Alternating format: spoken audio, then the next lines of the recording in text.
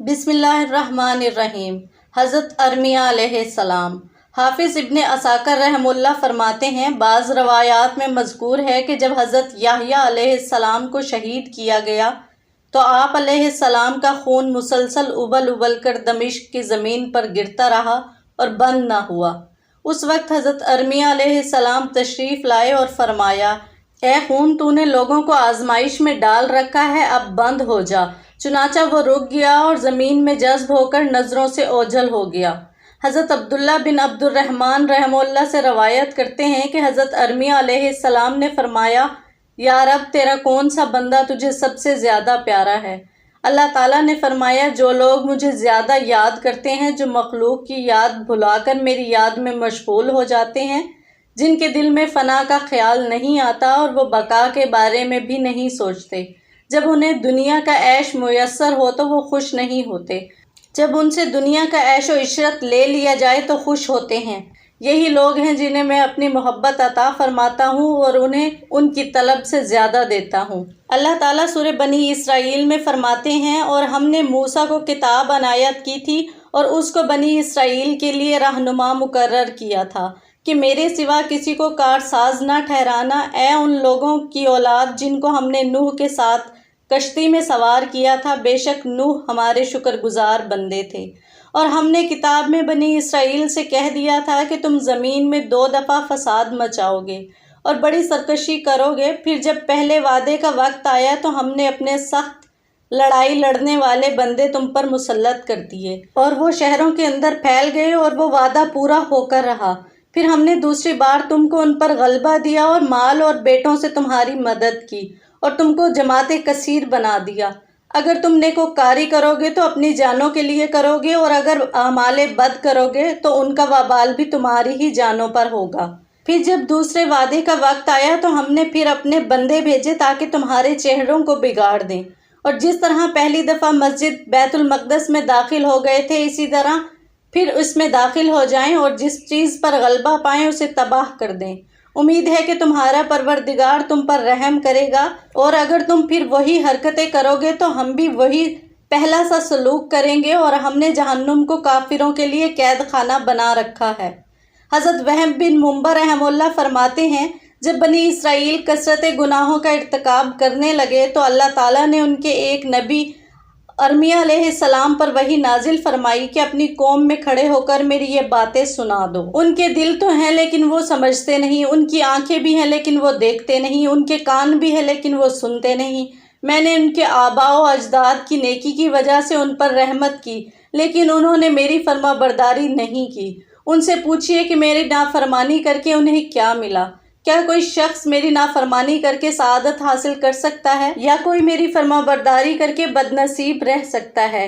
जानवर भी अपने घरों को याद रखते हैं और पलट आते हैं, लेकिन उन लोगों ने वो अमाल तुर्क कर दिए हैं जिनकी वजह से मैंने उनके बुजुर्गों को इज्जत बख्शी थी, और वो दूसरी तरह के कामों में इज्जत तलाश करते हैं। इनके उलमा ने हक का इनकार किया, इनके कुरान ने मुझे छोड़कर दूसरों को पूजा, इनके जाहिदों ने अपने इल्म से फ़ायदा ना उठाया, इनके हुक्मरानों ने मुझ पर और मेरे रसूलों पर झूठ बोला, दिलों में धोखा फरेब खजानों की तरह जमा कर लिया, ज़ुबानों को झूठ की आदत डाल दी। मैं अपनी इज़्ज़त और जलाल की कसम खाकर कहता हूँ कि मैं इन पर वो लश्कर चढ़ा लाऊंगा जो इनकी ज़ुबान ना समझेंगे, इनके चेहरों को ना पहचान पाएंगे और उनकी गिरियाजारी पर तरस ना खाएंगे।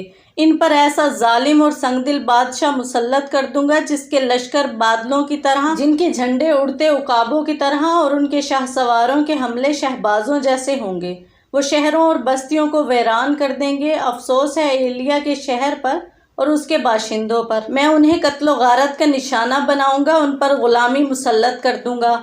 खुशियों की गहमा गहमी की जगह चीखो पुकार ले लेगी। घोड़ों के हिनहिनाने की बजाय भेड़ियों के गुर्राने की आवाज़ें आएंगी। मैं उनके लिए आसमान लोहे का बना दूंगा और ज़मीन तांबे की। अगर बारिश बरसी तो नबातात नहीं उगाएगी, अगर कुछ उगा तो वो जानवरों पर मेरे रहम की वजह से उगेगा। काश्त के मौसम में बारिश बंद रहेगी, फसल काटने के मौसम में बारिश आ जाएगी। इसी दौरान में जो काश्त करेंगे मैं उस पर आफात नाजिल करूंगा। अगर उसमें से कुछ बचा तो इसमें बरकत नहीं होगी। अगर वो मुझसे दुआएं करेंगे तो मैं उनकी दुआएं कबूल नहीं करूंगा। اگر مانگے گے تو میں انہیں نہیں دوں گا، اگر وہ روئیں گے تو میں ان پر رحم نہیں کروں گا، وہ گڑ گڑائیں گے تو میں ان سے اپنا رخ پھیر لوں گا۔ جب بنی اسرائیل دینی، اخلاقی اور معاشرتی بگاڑ میں حد سے بڑھ گئے تو اللہ تعالیٰ نے حضرت ارمیہ علیہ السلام پر وحی نازل فرمائی، میں بنی اسرائیل کو تباہ کرنے والا ہوں اور ان کے گناہوں کی وجہ سے انتقام لینے والا ہوں۔ آپ بیت المقدس کی مقدس چٹان پر پہنچ جائیں، وہاں آپ کو میرا حکم پہنچے گا۔ حضرت ارمیہ علیہ السلام نے فرمایا، یا اللہ تو ان پر کس قوم کو مسلط کرنے والا ہے؟ رب نے فرمایا، وہ آگ کی پوجا کرنے والے ہیں، نہ میرے عذاب سے ڈرتے ہیں، نہ مجھ سے ثواب کی خواہش رکھتے ہیں۔ اپنی قوم کو بتا دیجیے، اللہ نے اب تک تمہارے بزرگوں کی نیکی کی وجہ سے تمہیں مہلت دی ہے، لیکن تم نے میرے احکامات فراموش کر دیے۔ اب میں تم پر ایسا ظالم حکمران مسلط کروں گا جو تم پر بالکل رحم نہیں کرے گا، بلکہ تمہیں تباہ کر کے رکھ دے گا۔ جب حضرت ارمیہ علیہ السلام نے انہیں اللہ کا پیغام پہنچایا تو وہ بولے، ارمیہ تو جھوٹ بولتا ہے اور اللہ پر بہتان تراشی کرتا ہے۔ کیا اللہ اپنی مقدس سرزمین کو اور اپنی مسجدوں کو اپنی کتاب سے اور عبادت کرنے والوں سے خالی کر دے گا؟ تب زمین پر کون ہوگا جو اس کی عبادت و اطاعت کرے گا؟ انہوں نے آپ کو پکڑ کر قید کر دیا۔ یہی وقت تھا جب بخت نصر نے ان کے ملک پر حملہ کر دیا اور بنی اسرائیل کے بہت سے لوگوں کو قتل کر دیا۔ اس نے بیت المقدس سے بہت سا مال غنیمت حاصل کیا ہے، بہت سے افراد کو قید کر کے بابل لے گیا۔ اس نے بیت المقدس کی عمارت گرا دی اور تورات کے نسخے جلا دیے۔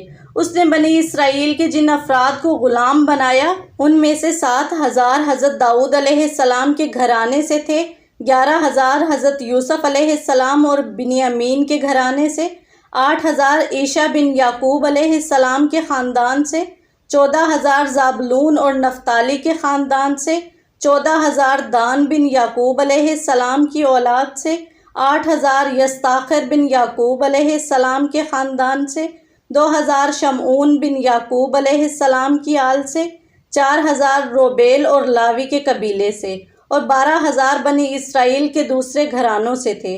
وہ ان سب کو لے کر بابل پہنچ گیا۔ حشام رحمہ اللہ کا کہنا ہے کہ جب بخت نصر بیت المقدس میں آیا، وہاں کا بادشاہ حضرت داؤد علیہ السلام کی اولاد میں سے تھا۔ اس نے بخت نصر سے صلح کر لی۔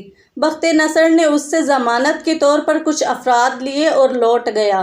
جب وہ طبریہ کے مقام پر پہنچا تو اسے اطلاع ملی کہ بنی اسرائیل نے اس صلح سے ناراض ہو کر اپنے بادشاہ کو قتل کر دیا ہے۔ اس نے ضمانت کے طور پر پکڑے ہوئے افراد کے سر قلم کیے اور دوبارہ شہر پر حملہ کر کے قبضہ کر لیا۔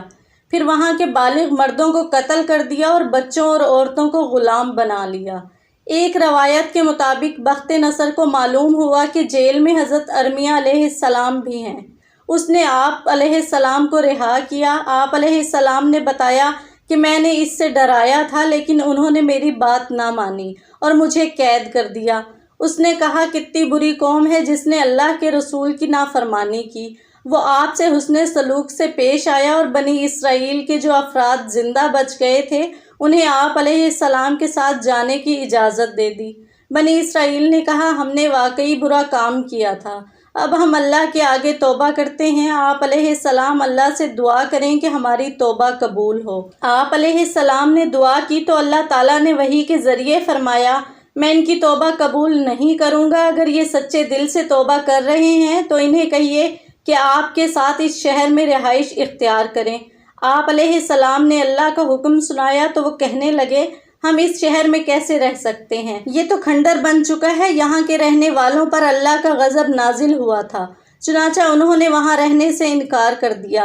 ابن کلبی کہتے ہیں، اس وقت بنی اسرائیل دنیا میں بکھر گئے، کچھ لوگ حجاز آ گئے، کچھ یثرب میں جا ٹھہرے، کچھ وادی کرا میں رہنے لگے، ایک چھوٹی سی جماعت مصر چلی گئی۔ بخت نصر نے وہاں کے بادشاہ کو خط لکھا کہ مفرور افراد کو اس کے حوالے کیا جائے۔